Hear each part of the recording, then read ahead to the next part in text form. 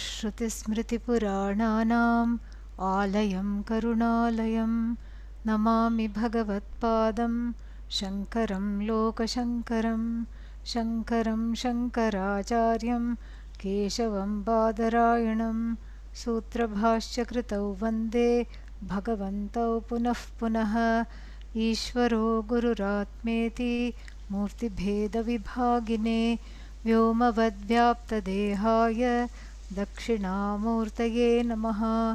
ॐ गुकारस्त्वन्धकारो वै ऋकारस्तन्निवर्तकः अन्धकारनिरोधित्वात् गुरुरित्यभिधीयते। ॐ सहना भवतु सहनौ भुनक्तु सह वीर्यङ्करवावहै तेजस्विनावधीतमस्तु मा विद्विषावहै। ॐ शान्ति शान्ति शान्तिः।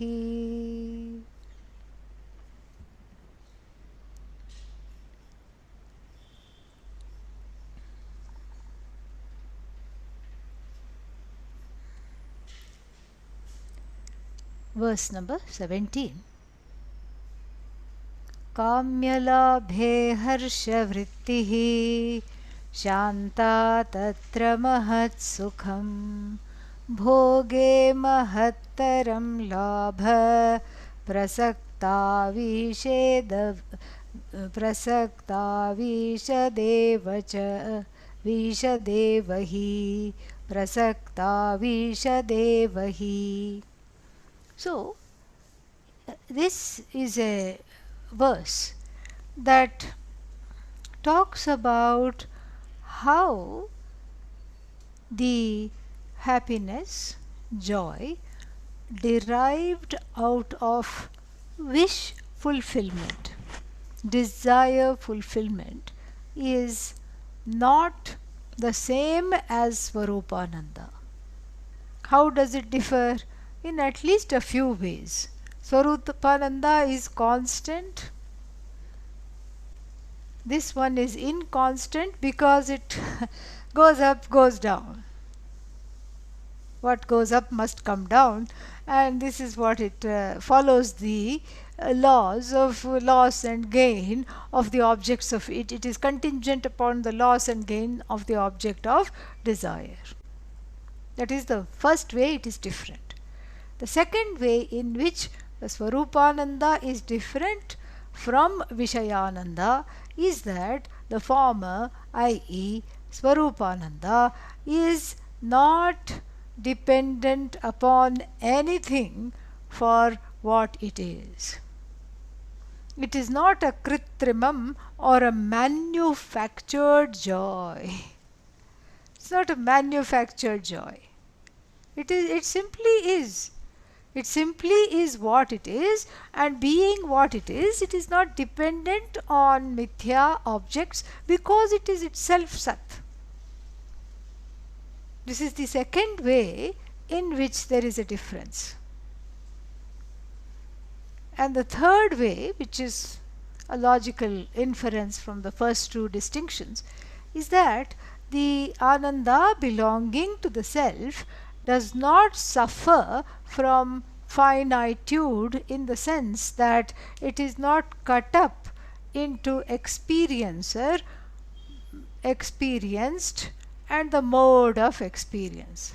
Bhoga, bhogyam, bhokta. This is how the Ananda becomes finite. Because any Vishayananda, any object-based Ananda is, you can become, quote unquote, become one with the object, all right, but really speaking, you are still separate. If you are the subject, you cannot be the object. And neither can you be one with the mode of experience, eyes, ears, etc., or inference, whatever mode you use. And so these are the reasons why the Svarupananda is different from the Vishayananda of what was the example we talked about here? getting the house of your dreams, getting your dream home, it's not the same. And this is what is pointed out in verse number 17 in a very nice way. Kamya labhe, upon the gain of the object of desire, harshavrittihi. Harshavrittihi means a sudden burst of elation. You hit the ceiling, and then something comes in the way, and it was a false alarm. You didn't get the whatever you wanted, the house or the land or whatever it was, and then you fall down. If you go very high, then you fall, you have all the way there from there to fall down. So kamya labhe harshavrittihi.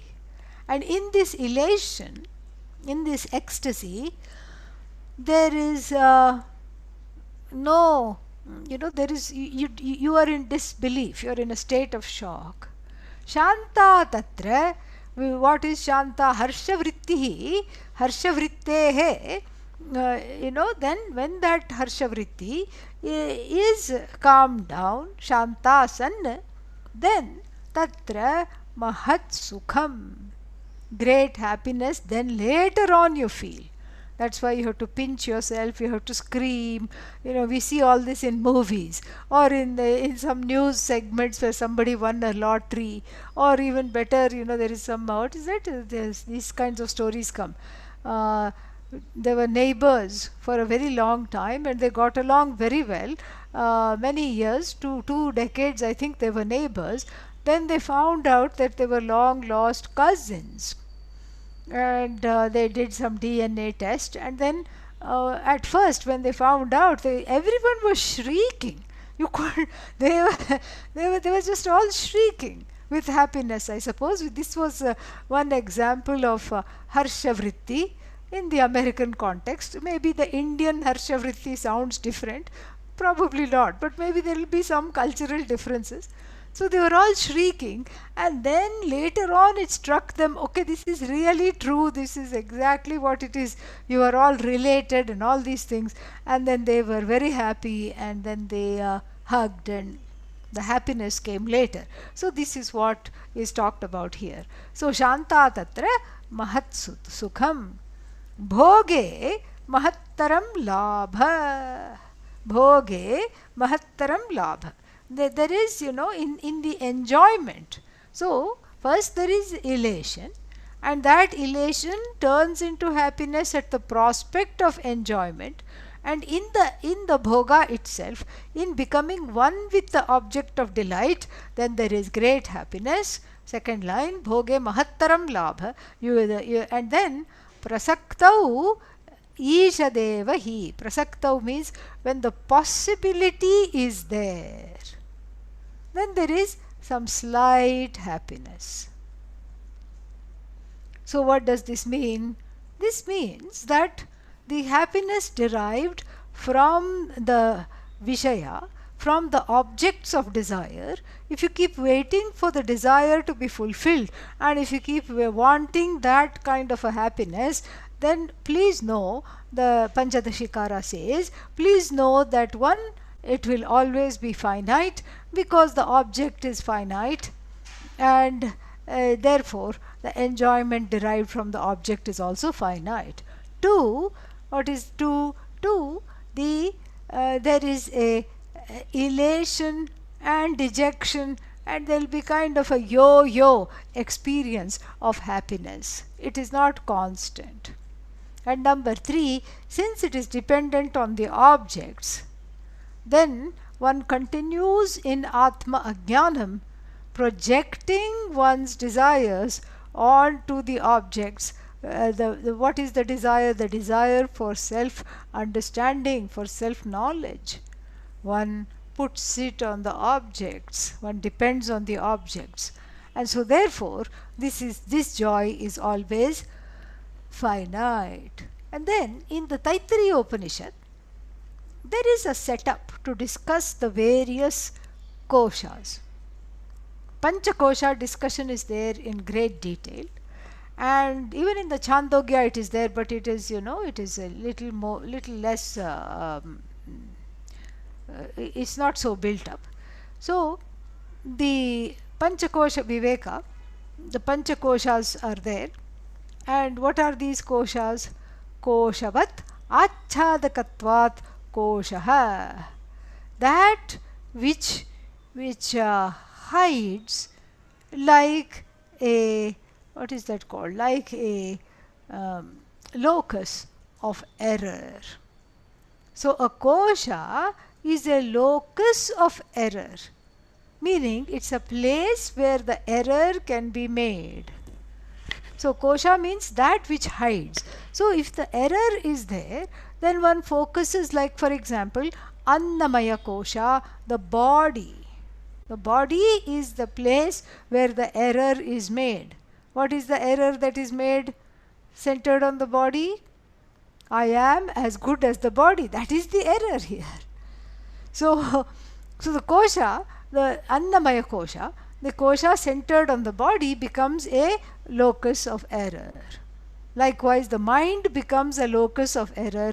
Identified with the mind, one thinks one is sad. Actually, when you say I am sad, you are actually the observer of sorrow, not the person who is sad. You are the asanga, the one who, the uninvolved witness who is observing the sadness. This is another kosha. So first we have Annamaya kosha, then prana. One thinks I am dependent on the prana, the respiration, etc., to be alive. But actually the I, in whose presence the prana rises and falls, does not depend on the prana to be alive, because the I is always sentient. So we identify these koshas and then dismiss them through these kinds of discussions and with the help of logic that is suitable to the Shruti. And so we have Annamaya kosha, Pranamaya kosha, then the mind, Manomaya kosha. Manomaya kosha. Then Vijnanamaya kosha. Another locus of error. Vijnana here means the identification with the sense that I am a karta, I am a doer. In other words, I am the agent of my actions. This is a mistake, because you are not the agent of your actions. But that is why it is called Vijnanamaya kosha, because here one makes the mistake that I am as good as what I do. This is the second last kosha, and the last kosha that is discussed is Anandamaya kosha. All of them have maya. Anna maya, prana maya, mano maya, vijnana maya, ananda maya. So that means Upanishad is into poetry, everything rhymey. No, that's not what it means. What it means is that the word maya is crucial here. Maya means vikara, a modification. So the body is not, the body is a modification of food. So like that. So it is the modification. And then so Vijnanamaya, finally Anandamaya. And Anandamaya means the identification of oneself as a bhokta. Bhokta means as a conspicuous consumer, quote unquote enjoyer. This is bhokta. So these are all the mistakes. These are exactly the mistakes that are made, which make one suffer, which cause suffering. Why? Because it's an error. Wherever there is error, there is suffering. Wherever there is error, there is suffering. So this is also this is a five-fold error, starting with the body all the way to the wrong conclusion, I am a doer, and then after you're a doer, what? I am done in by my doing, bhokta. Karta bhokta. It's, I saw one, I saw this, they had taken a video, somebody sent me a short video of a kitten watching a ping pong, table tennis, match. It was It was going like this. It didn't know where to look because the ball, it was following the ball. And these two players were very good. So they would just smash it on, one person would smash it on this side and the kitten would go like this, like this, like this, like this, like this. This is exactly the jiva. We can smile at the kitten, we can laugh at it and say how cute, but really it is what the jiva does. Karta, bhokta, karta, bhokta, karta, bhokta. It's a crazy, schizophrenic existence. Bhogaya karma. All karma is for the sake of becoming a bhokta. You cook in order to eat. Nobody, if you see somebody cooking, and then what are you doing? Cooking breakfast. Oh, you're making a lot of it, so you are expecting people? No. Oh, you're going to eat it all yourself? No. Oh, you're going to save some for leftovers and eat it tomorrow and the day after and the day after? No. Then what are you doing? Just for the sake of cooking, I'm cooking. Nobody says that. Bhogaya karma. For the sake of eating, you cook. Whatever you do is for the sake of some result of action. Action is for the sake of result of action, and Adi Shankara points out in the Bhagavad Gita, prayojanam anuddishya mandopi karmanina pravartate. Without having a purpose in mind, even the dullest person will not engage in action without having a purposeless action. Some purpose should be there, and that purpose converts the agent into the recipient of the results of action. The recipient of results of action here is called Anandamayaha. Maya means modification. This itself is the clue. Anandamayaha is a modification of the Swarupananda. So in Swarupananda, Vishayananda is included. Vishayananda means the object based ananda, object based happiness is included in one's own happiness, which is one's own nature, but not the other way around. So in these 5 koshas, there is a very interesting discussion. But before that, I think it's important to mention one more point.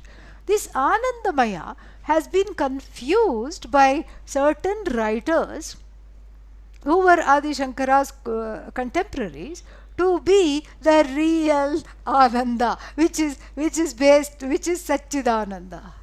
This is an error. You can imagine, these are not, roadside riffraff. These are people who have been studying Vedanta, writing about Vedanta, thinking about Vedanta, and some of these people have made mistakes. Like one of the commentators of the Brahma Sutra wrote one commentary called Bhamati, and his name was Vachaspati Mishra, and the commentary's name is Bhamati. Actually, he named it after his wife. Why? Because he took a long time to write it, and the wife kept on serving him, bringing him his, bringing this man his coffee and his lunch and his tea and his snacks day after day after day, month after month after month, year after year after year, because he was always writing something. And this Bhamati took a long time to write. 10 years and several months later, he finished the work and he looked up to see a grey-haired lady in front of him. And then he said, "Who are you?" He had no idea. And she said, "I'm your wife. I have been serving you selflessly all this time." And then he felt so bad that he had neglected her, that he named the work after her. The story does not end well, because he said, "Oh, too bad, because I'm now about to go and take sannyasa.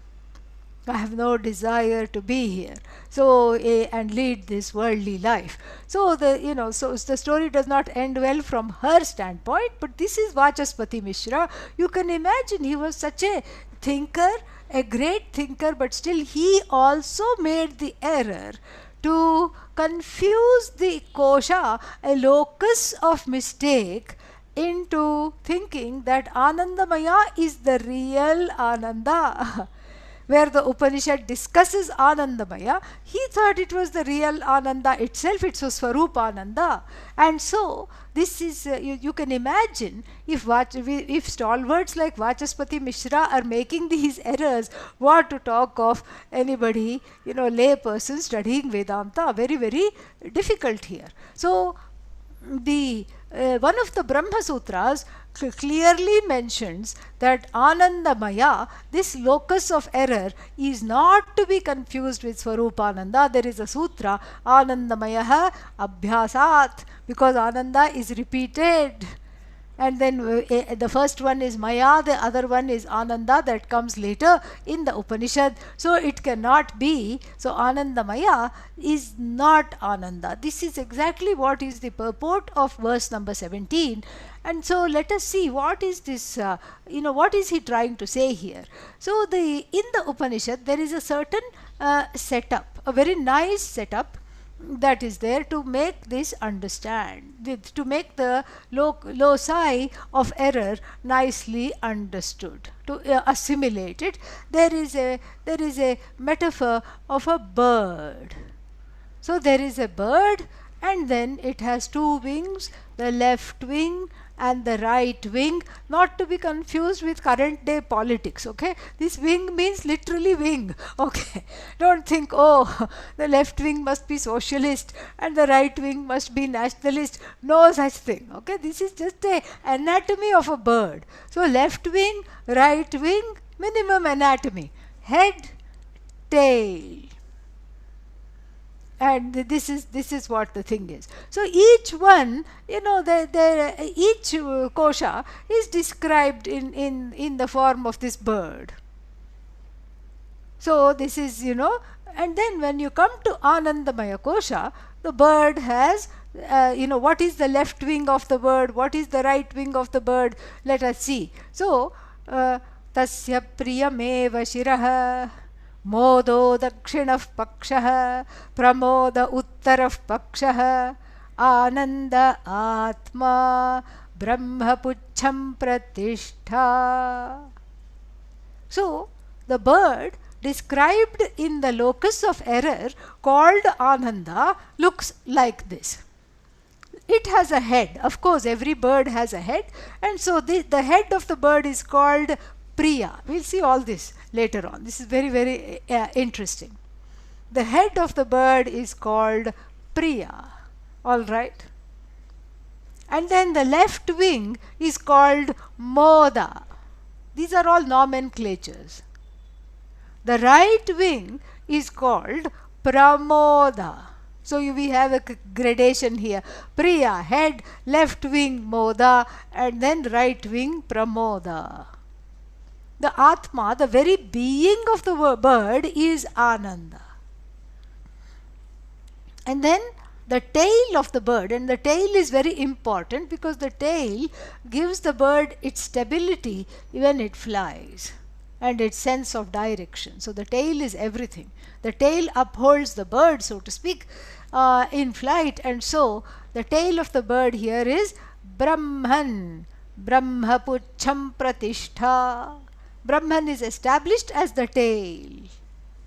This is a very interesting bird. Ananda bird, Anandamaya bird looks very exciting right now. So what is this Priya, Moda, Pramoda? That Adi Shankara talks about in his commentary. Ishta vastu darshanam priyaha. When you look at something that you love, let's say your friend comes to the house with a big tub of ice cream and it's a hot day, and you read the flavor, it's your favorite flavor, and you don't want to smile, but suddenly you smile.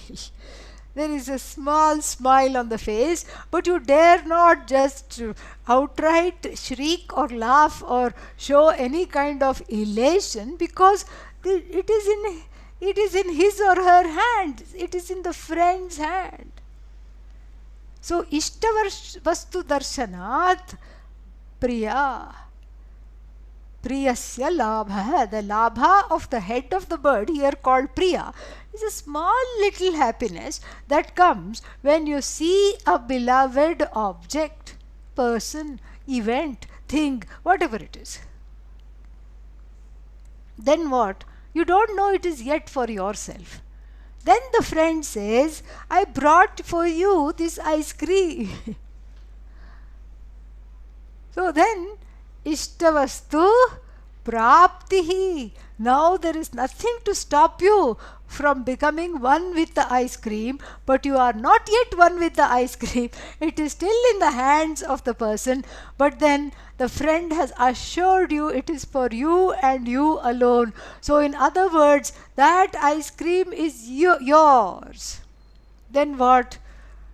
Moda is that change that happens in you. First, aha, ice cream, that too my favorite flavor. Then moda, yeah, it's for me. OMG, this is moda. Then the friend asks, aren't you going to eat it? No, let's talk. I'll just put it in the freezer. Because this way you don't have to share. Okay, yeah, this is what you have to do.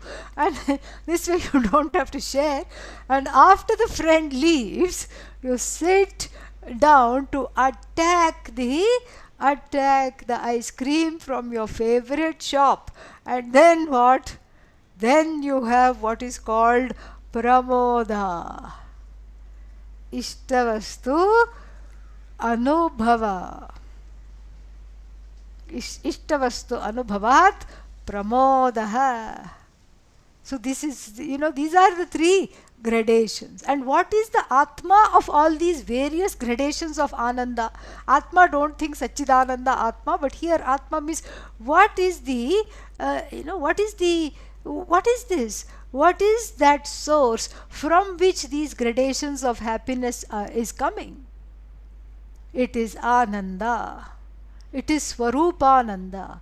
So the Swarupananda has morphed into Vishayananda with all the limitations, taking on all the limitations as it were thereof, because now it's an object-based Ananda that derives from its source, which is the subject Ananda, because that's the only Ananda which is not subject to objectification, which only is.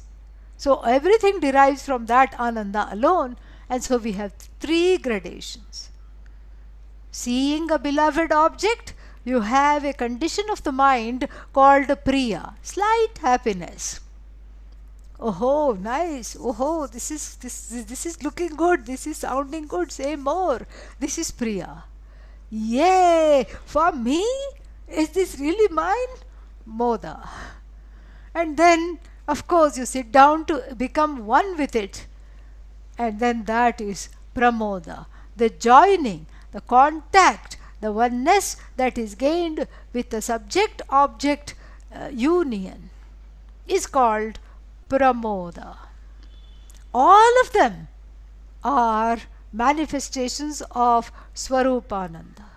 Each and every one of them are manifestations of Swarupananda, and so this is something to really, really understand. They are all manifestations of Swarupananda. And then what? Then nothing. This is exactly what happens if you go for the contact high with the objects. Brahma Puchham Pratishtha. That Brahman to which the Swarupananda belongs is the foundation of all these various small Anandas. And these small Anandas will remain small forever because they are subject to gradations. They are subject to being cut up. And they are subject to the whims of the enjoyer. And with this insight, let us look at verse number 17 again. Kamya labhe harsha vritti and shanta tasyaha tatra mahat sukham. So the harsha, the elation, when the elation comes down, the gaining of the object, ishtavastu prapti. So the first line is talking about pramoda. He's not doing it in order. Pramoda, the right wing of the Brahman as happiness bird. First line is talking about pramoda. Then, it is talking about moda. Yes, please correct that. It is talking about moda. Then bhoge, when you become one with the object of delight, mahattaram labha. Mahattaram labha means there is great enjoyment. And so that enjoyment is pramoda. So first line is talking about moda. The first half of the second line is talking about pramoda. And then prasaktau. Prasaktau means the prospect of gaining it. Ishadeva hi. Ishad means small happiness. This is priya. So it's not, it's not in order. But the point is the same. He is definitely remembering the Taittiriya Upanishad because it is given verbatim over here. Totally verbatim. And so, okay, big deal. So all these gradations of Ananda are there. What to do now?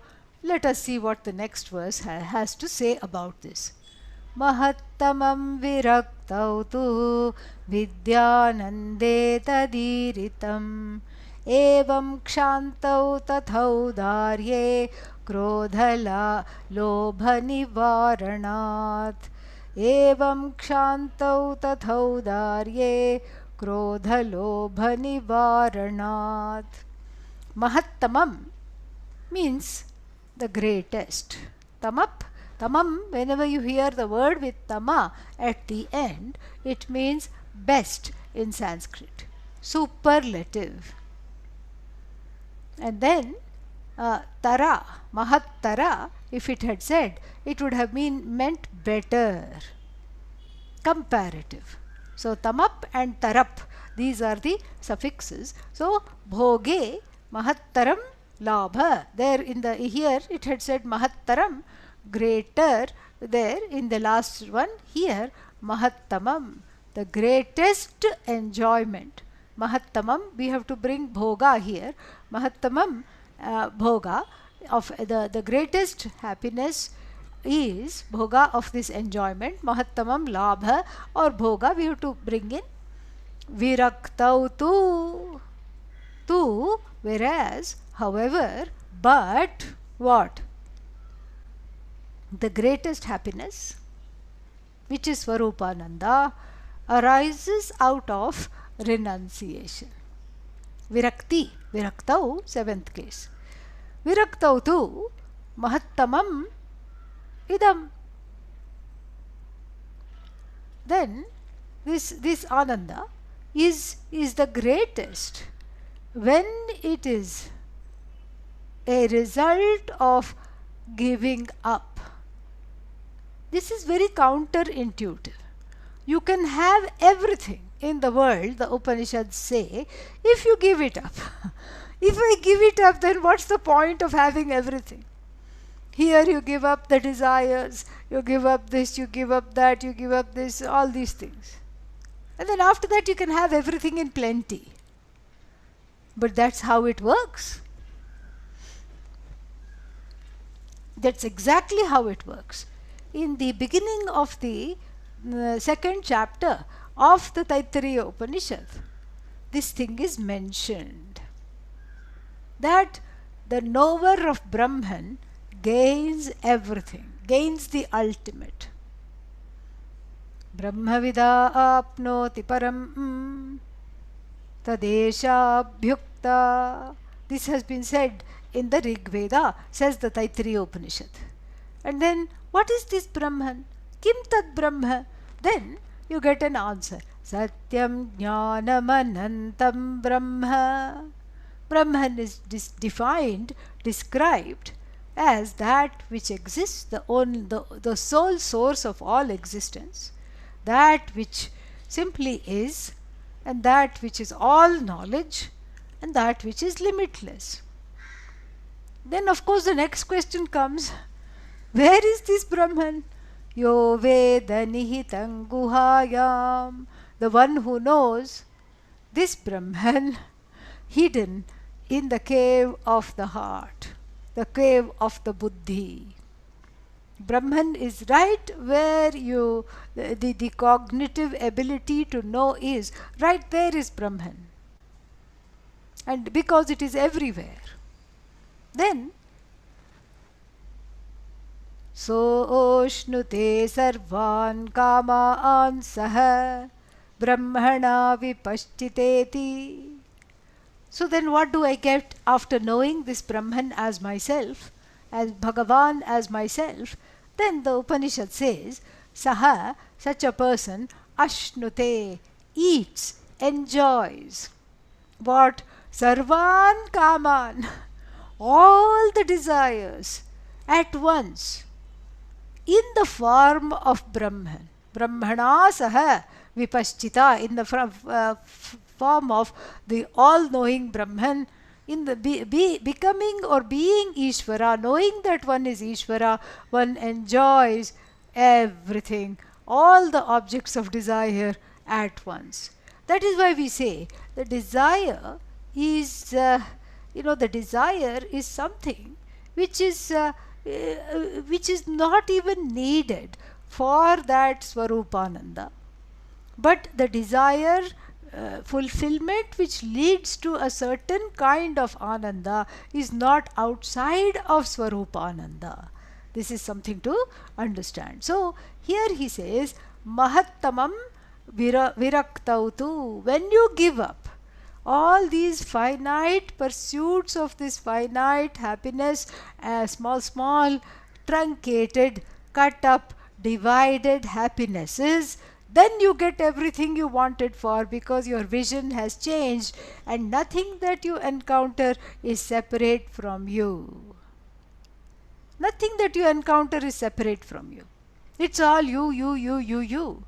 And so that enjoyment, although we have to put quotes here, we can't call it enjoyment, it is you. It is an enjoyment without the enjoyer. It is an enjoyment without a means of knowledge to enjoy it. It is an enjoyment that's missing an object of enjoyment.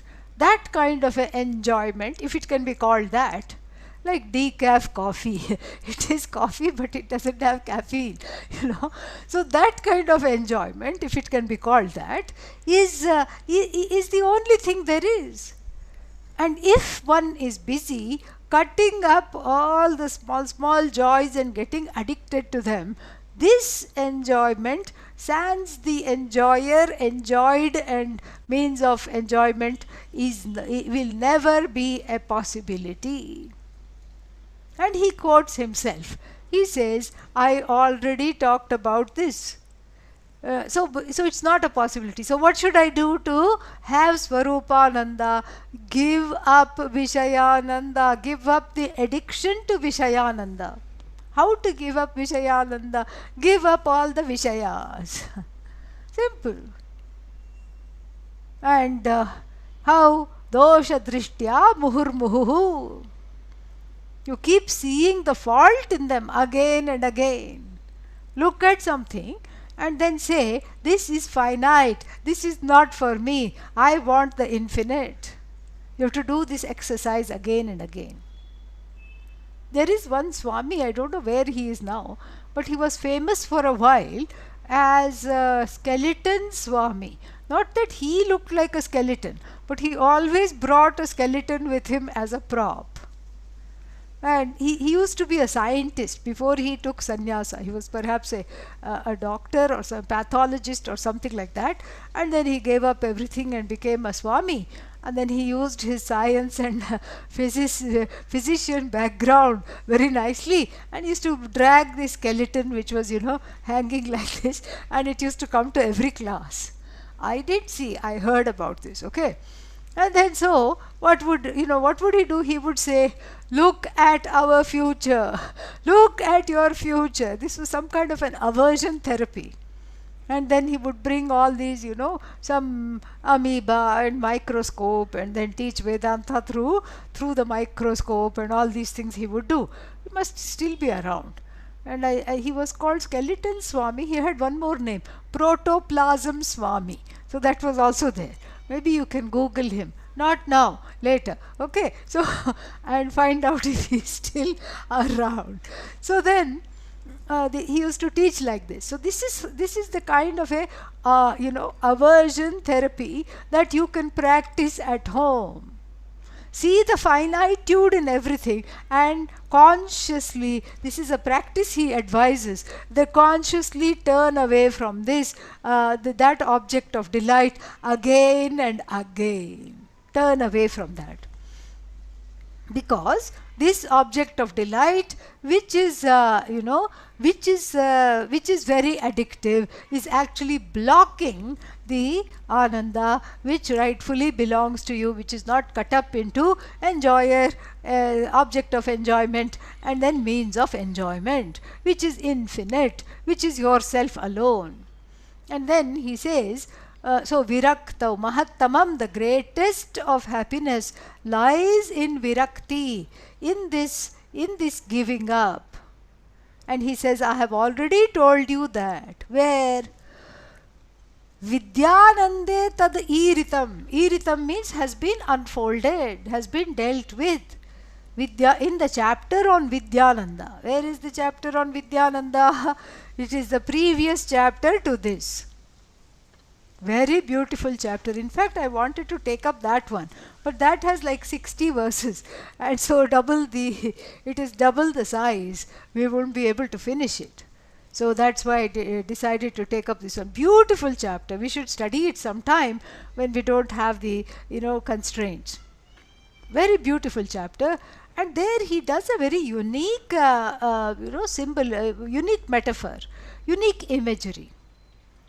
He says that the king, any king, is satisfied, content. He has tripti. He has some kind of a satiation. Why? Because everything belongs to him.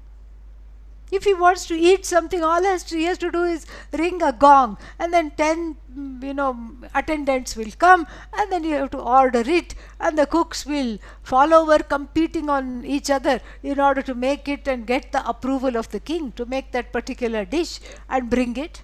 So he'll not have one thing. If he asks for one thing, 10 things will come. And so too, with anything he sees, he can have. That's why they used to have a harem of 200, 300, wives. Because they would just go conquering here and there, and then they would see some, the princess of the next land and bring her back, marry her and bring her back. This is how it was. They could never deny themselves anything. They had all the means at their behest, and then they were, relatively speaking, compared to the average person, you can say that they were satiated. So he makes this kind of a, in the chapter previous to this, this is chapter 14, chapter 14, this is chapter 15. So in chapter 14, he makes this juxtaposition. The king is a happy man because he can have everything at just one snap of his fingers. The Vidwan is a happy man here because he or she does, the one who knows this knowledge does not need anything to be happy. That is why the happiness of the knower of this Vidya is greater than someone who has all the world's resources at their feet. So you can, to update the example, you can substitute king with billionaire. Today there are a few billionaires. How did they get that way? They did not pay taxes. Simple. So they did not pay taxes, so they became billionaires, and then what? They are enjoying their wealth. They can do whatever they want. Nothing is outside the scope of fulfillment. They can go into space, they can go underground in a submarine, they can go here, they can go there, they can have this, they can have that. That is why you can ask them, that they'll say, that is why I am happy. Then you ask a knower of the self, why are you happy? Because I don't want any of those things. That is why I am happy. So that's why he says this Vairagya with regard to the Swarupananda is a very, very important sadhana to cultivate this Vairagya for Swarupananda. No Vairagya, no Swarupananda. This is what is talked about in the first line of verse number 18. Mahattamam viraktautu. Whereas, but, however, tu means, and then the greatest ananda is in virakti, giving up the addiction of the subject to the, which is the ahankara here, catching hold of objects to seek approval, to seek security, because it's not the objects that one wants. Really, it is the subject that one wants. Go back to the example that we had in the beginning of the class, the dog and the bone. The juicy bone, the juice doesn't belong to the bone. It is the very essence of the dog.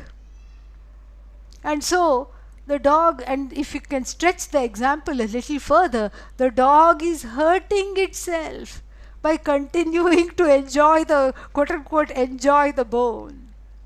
It's hurting itself. And so too with all the objects. So now, it is at this point that Vedanta becomes slightly depressing. Or it could. Because I have to give up everything. All the time, give up this, give up that, give up this, give up that. I don't, I like a few things. I am a creature of comforts. I have some desires. I have some things that need to be fulfilled. What's wrong? How, and then if I am denied Swarupananda because I chose to have my morning coffee, this is not fair. This is really not fair. So that's why we have to add a little appendix to this section of Swami Vidyaranya and talk about the difference between owning something, having something, and then possessing something. There is a difference. You can own many things. Maybe on the deed of your house you're listed as the owner. On the registration of your car, you are listed as the owner. And then the relationship to that object is very, very important. What is your relationship to that particular object where you are described as the owner? Owner, it's an objective statement. But the possessor is a subjective statement. There is adhyasa there. That is what has to be removed. Nobody is expecting people to go to the Himalayas soon after this retreat is complete. And in fact, the Himalayas don't want you either, because there is a COVID surge. All the climbers on Mount Everest are being turned away. So that is not the point. The point is an inner commanding. In the antahkarana, there is freedom from all the things that you have around you. You have the things. The things do not own you. You may own many things. Things do not own you. That is the marking point. That is the differentiating point.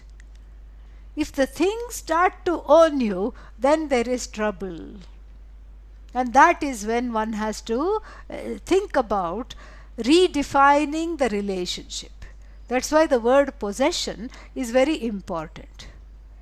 It is the same word used when someone is possessed by disembodied entities, etc. Oh, the person is possessed. Possessed means there is a power of somebody else or something else on this person. So the power of the objects to define your happiness is what is being called in question, not the relationship of the object to the subject, such as spouse, child, house, car, whatever it is, plant, coffee cup. Why do you say coffee cup? Because people happen to be very attached to their mugs, tea mugs and coffee mugs. They have to have that in a particular mug. Otherwise it doesn't taste as good. So is that feeling. So there is no freedom there.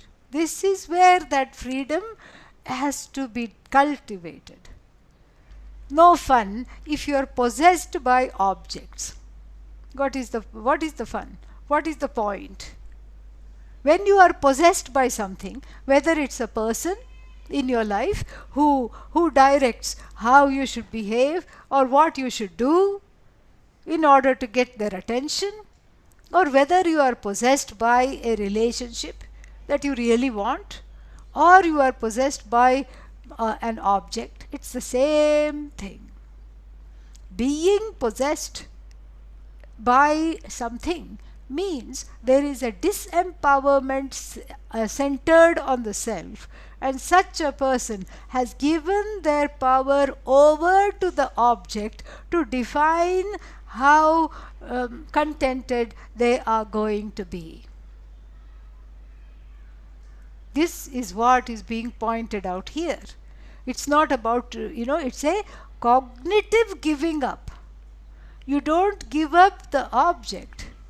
It's not you don't. You need not give up the object.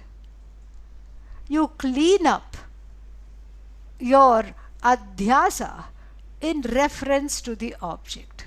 You clean up your subjective orientation with regard to the object. If there is a heightened sense of importance that the object enjoys in your life, question it, inquire into it, find out why this is so.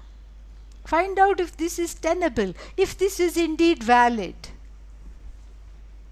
And if the object commands and holds you and enslaves you, then one really needs to do this kind of an enquiry. This enquiry itself is an important form of sadhana.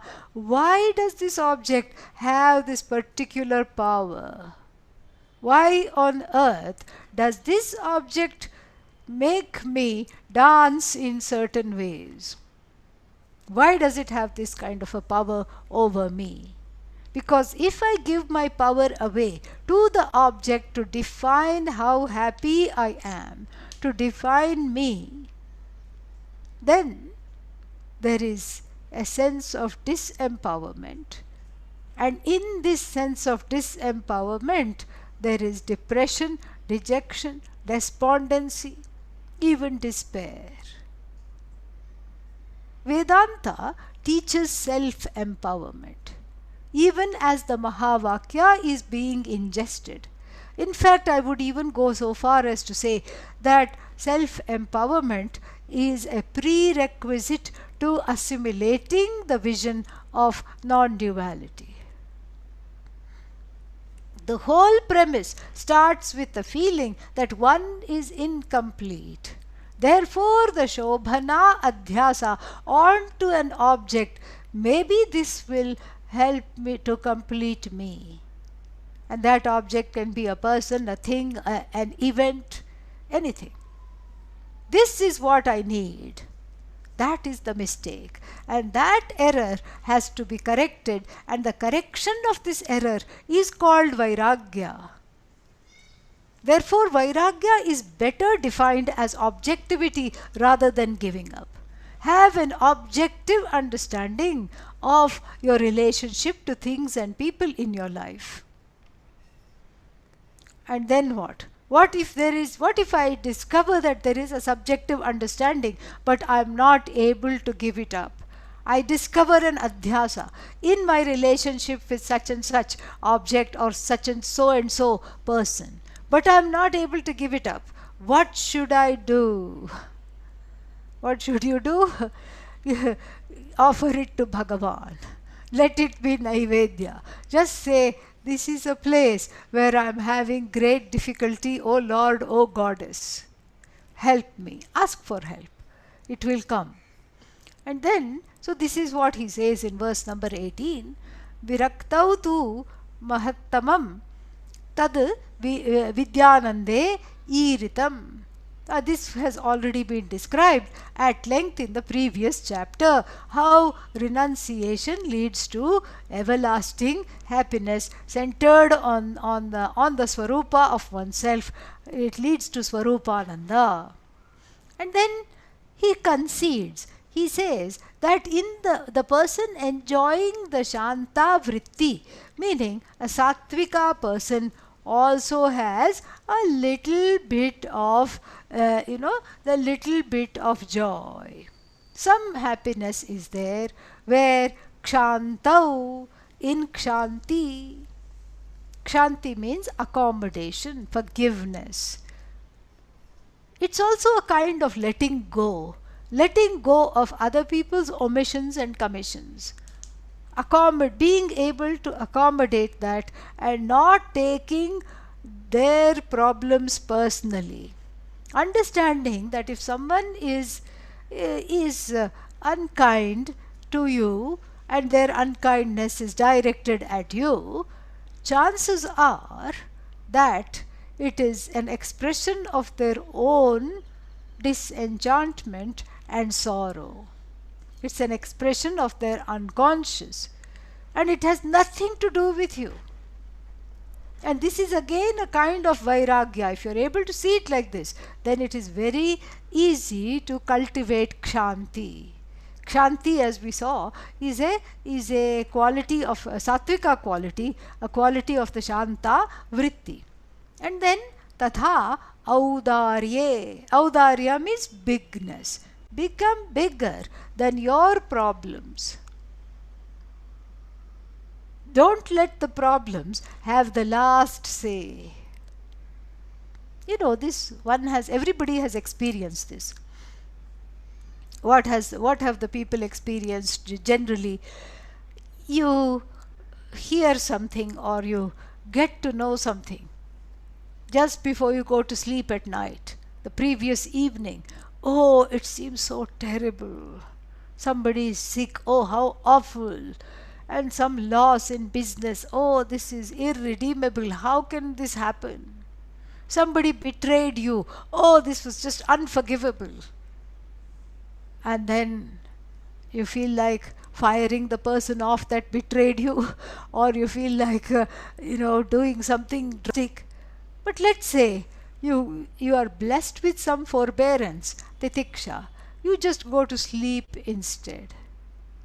And then in the sleep, the whole system gets recharged. The Sakshi, who was AWOL means absent without leave. The witness has come back in the morning and then looks at the problem. The problem seems much more handleable. Oh, okay, they betrayed me. Doesn't matter. It's okay. And even if you're not in the place to say doesn't matter, you can say it's not such a big deal as I thought yesterday. Somebody is very sick. Okay, let's see what I can do. Look at all the ways I can help. Especially during this time of pandemic, when, going and sitting by the bedside is not an option. So what else can I do? What can they use right now? And so this is more of an objective, when there is a certain space, there is some kind of an objectivity. And this audarya, this kind of a greatness in oneself comes out naturally. But when you cultivate it, you really become great. And, when I think of Pujya Swamiji, I think of audarya, really. It's just, nothing was too big, nothing was something he could not handle, and everything was just, small, something that can be taken care of.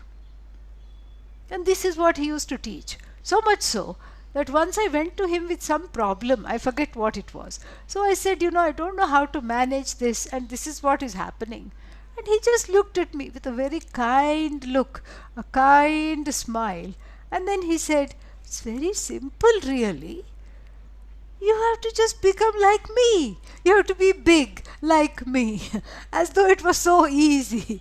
But he said it, with a certain, genuineness and an expectation that this is the only answer. No other thing is open to you. He conceded first. Yes, this is a difficult scenario. The issue that you speak of is not easy. He did concede that, and then he said, "It's really so simple. You become big like me." Big like you means, it's like what's that? A small mustard seed and a mountain difference. But still, he had so much faith in all the people who studied with him that they would just become like him. That this is what his faith was. His deep faith and his Shraddha in the Shastra was really amazing. And so this is Audarya. What is Audarya? Becoming big like Pujya Swamiji. That is the new definition of Audarya. And when you are in that place of you command a certain generosity of spirit, which is the opposite of a scarcity mentality, then you just enjoy. You enjoy, dispensing kindness. You enjoy being accommodative. You enjoy solving problems because it's really not at the cost of you at all. There is no scarcity. The example that is given in the Shastra is like the unwitting baby bunny who accidentally strayed into the lion's den. The lion, fortunately for the bunny, had its lunch. So the lion was kind of lazing around in the sun, digesting, a hyena or something like that. And then this baby bunny hopped, didn't know, it was too small, didn't know that this is a predator, he is going to eat me, nothing. It went on the head of the lion, went and worried the tail of the lion, did all kinds of things. And the lion first was angry, opened its eye. One eye it opened, it was half asleep. And then saw this little thing. And then it decided to live according to its reputation of the king of the jungle. Chalo, chhod diya. Okay, I have let you go. And it was very indulgent, with the bunny playing with its tail, hopping all over it. That is another expression, another way to understand Audarya. Be bigger than the smallness of anyone that you encounter. All this is for the Swarupananda to manifest itself. So, in the qualities leading up to Atmajnanam, like Shanti, Audaryam, there is happiness. Why? Because of the absence of Kama, Krodha, Lobha, Moha, Mada, Matsarya. Kama, all kinds of nonsensical desires, finite desires. Krodha, anger. When the desire is thwarted, anger comes. Lobha, avarice, greed. Moha, delusion. Mada, pride. Matsarya, jealousy. So when those are absent, naturally there is a lightness of being.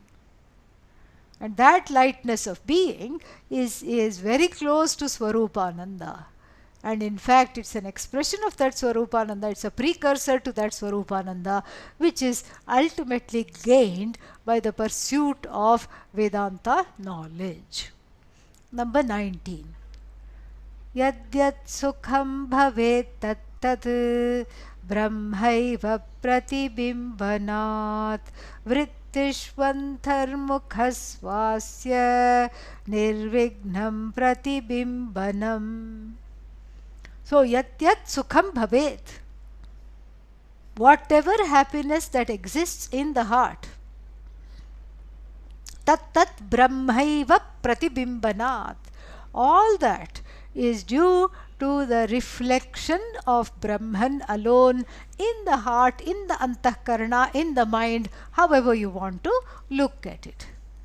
So any happiness is happiness that is Brahman, that is shining in the mind. And for Brahman to shine in the mind, the medium of reflection, which is the mind, according to the Pratibimbavada that we saw, has to be crystal clear. And when does it become crystal clear? When these Ghora and Mudha vrittis are sent to the basement, are sent to, are put to sleep. Vrittishu, which with vrittis, Ghora and Mudha vrittis, antarmukha swasya. So, when the vritti is, is not projecting outward, the Ghora vritti is not finding fault with the world and with people and with the objects. The Mudha vritti is not also similarly contacting the objects and then making it a recipe, if not for disaster, at least for despair. So, they are all turned inwards. The vrittis have turned inwards, meaning they are in a state of repose. They are not, because of your sadhana, they are not bothering you in present time. The unconscious is back where it is. It's not bothering you in present time. You are not troubled by anger, greed, etc. So, when the vrittis have resolved within, then or suspended or withdrawn, however you want to say that, then the Swarupananda reflected in the mind is unobstructed. This joy, this Ananda has no second, is not inhibited, because there are no obstacles. That is another reason to make the mind extremely sattvic. So this is, comes out of practice. This is something that comes out of practice. So in verses 18 and 19, he is giving us some sadhanas to make the mind sattvic, to leave the Ghora and Mudha vrittis behind, to cultivate the sattva. He is giving some tips.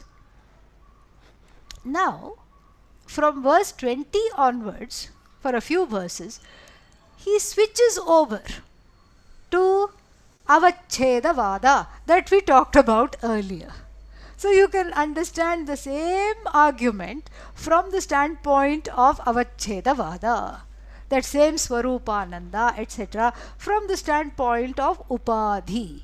So he switches the particular prakriya from Pratibimbavada to Avachedavada, starting with verse number 20. Let us read that. Satta chittis sukham cheti svabhava brahmanastrayah. Satta chittis sukham cheti svabhava brahmanastrayah. Mrichhiladishu sattaiva vyajyate netaradvayam. Mrichhiladishu sattaiva vyajyate netaradvayam. So, satta, existence, chitihi, sentience, consciousness, sukham, limitlessness.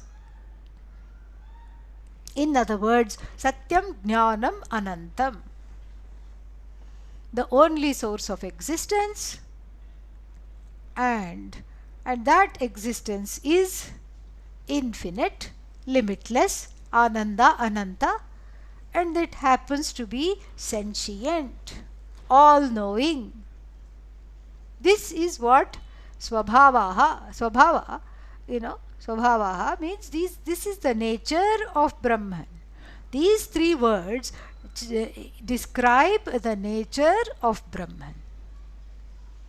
Then in objects such as Mrit, clay, earth, Shila, stone, etc. etc. means other things like that, a piece of driftwood, mountain, all these things, insentient things.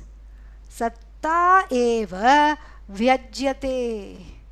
Only the existence, quote unquote, aspect, the existence of Brahman alone is available for objectification. Na itarat dvayam, not the other two. What other two? No chitihi, no sentience, and no sukham. So see how nicely he has switched over to the Avachedavada, because he is talking about upadhi bheda. The difference in the container makes all the difference. It is the change of the container through which you can discern certain expressions of Brahman and not certain others. Like if there are three ways in which Brahman is expressed: Satta, existence, and then the Spurti, Chaitanya, sentience, consciousness, and then what else? Ananda, limitlessness. In stone, etc., stone and Mrit, clay, stone, etc., there is only the existence of Brahman that can be objectified. That is manifest. Only the existence of Brahman is manifest. The other two things, which are knowledge, all knowledge, and limitlessness, are unmanifest. It's not that they are not there. They are there, but they have no way to be manifest. Sukshma Sharira not being there. He's going to talk about that. Very interesting section, and we'll continue in the next class.